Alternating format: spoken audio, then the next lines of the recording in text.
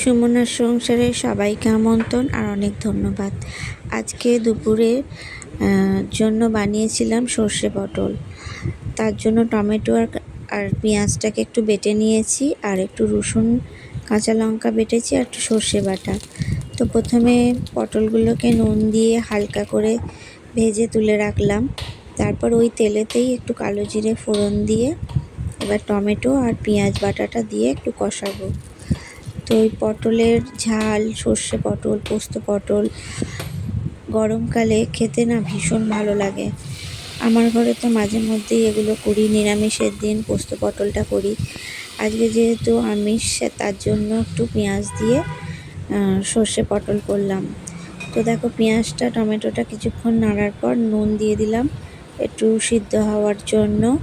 তারপরেতে রসুন কাঁচা লঙ্কা বাটাটা দিয়েও এবার একটু কষাবো। তারপরেতে একটা বাটিতে একটু হলুদ আর একটু গুঁড়ো লঙ্কা ভিজিয়ে রেখেছিলাম, সেটাও দিয়ে দিলাম। এগুলো দিয়ে এবার সামান্য কষিয়ে নিয়ে তারপরেতে পটলগুলো দিয়েও এবার কিছুক্ষণ একটু নেড়ে নেব।